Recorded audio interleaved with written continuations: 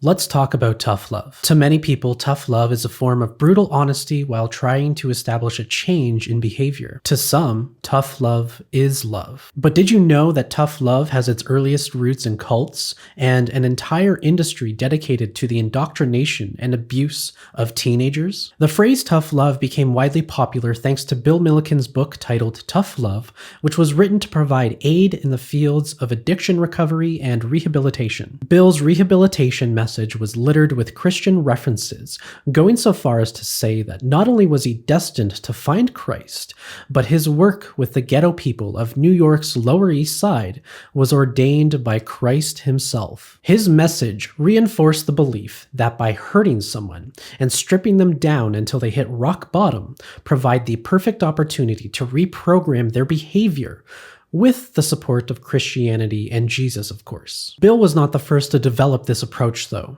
Arguably, the practical application of tough love was developed by Charles Diedrich. After attending Alcoholics Anonymous and disliking its religious message, Charles founded Synanon, a program designed for rehabilitation that eventually became one of America's most violent and abusive cults. Another notable mention is the Elan School, an abusive modification program and therapeutic boarding school founded by Joseph Ritchie in 1970. Although child abuse was rampant in these cults and programs, most of them ultimately disbanded due to tax evasion, terrorism, evidence tampering, attempted murder, and human trafficking, just to name a few. It's clear that during this time within the rehabilitation space and troubled teen industry, you had a battle of control taking place. You had those that wanted Christian intervention and those that ultimately saw themselves as gods. During this same time, Phyllis and David York ran with Bill Milliken's ideas and spawned their own methodologies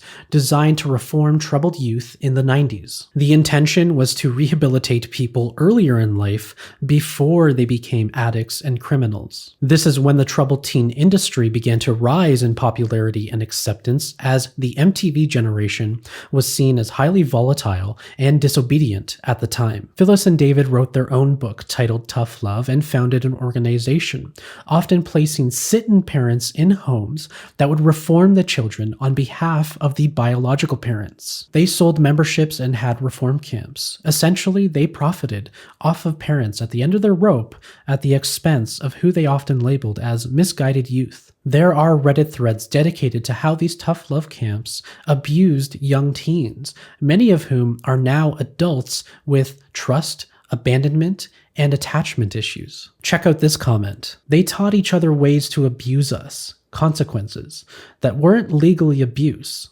like taking away light bulbs in my room and all my shampoo and soap and telling me those were privileges I had to earn. Even celebrities like Paris Hilton have opened up about their experience at these tough love camps. In her latest documentary, This Is Paris, she shares a little bit about what happened there. The last school that I went to was Provo Canyon School. And that was the worst of the worst. There's no getting out of there. You're sitting on a chair, staring at a wall all day long, getting yelled at or hit. I felt like a lot of the people who work there got off on torturing children and seeing them naked. They would prescribe everyone all these pills. I didn't know what they were giving me. I would just feel so tired and numb. Some people in that place were just gone. Like, the lights are on, no one's home. A lot of people were on suicide watch. And I was so scared that was gonna happen to me. So eventually, I found out a way to not take the pills. But everyone would tell on everyone, and they found a Kleenex with all of the pills in it. And I got in so much trouble for that. Solitary confinement. Like something out of One Flew Over the Cuckoo's Nest. They'd make people take their clothes off and go in there like for 20 hours.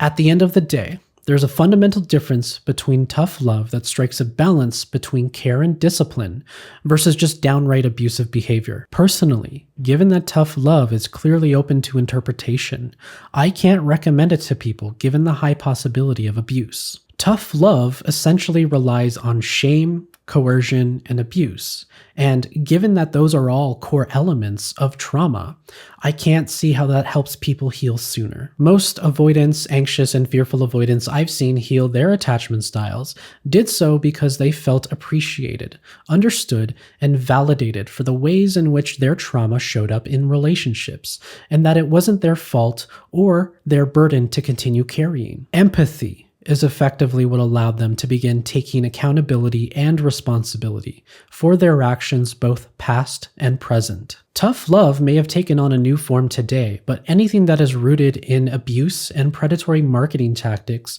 designed to fill shareholder pockets has no place in healthy relationships, in my opinion. Personally, tough love and the troubled teen industry is an extension of the prison industrial complex that strips people of their humanity in the form of social experiment as it LARPs around as personal development. So the next time you find yourself on the receiving end of tough love, educate this person on its sinister origins and how it's evolved into a multi-billion-dollar industry that is still abusing people to this very day, which takes money from families using predatory marketing tactics and runs social and medical experiments on young adults. If you're interested in learning more about these troubled teen camps, I've tagged Daniel Stearns down below. He's a survivor of the modern tough love camp system and is spreading awareness of the abuse that takes place. You can also search the hashtag Breaking Code Silence or go to breakingcodesilence.org to learn about other survivors' stories. Additionally, the Paris Hilton documentary is free to watch on her YouTube channel, so I highly recommend checking it out. If you want to learn how to use tough love in a healthy way, I've tagged Brooke Owens below. She's a counselor who has great content on trauma, shame, tough love, and attachment styles, so please check out her page.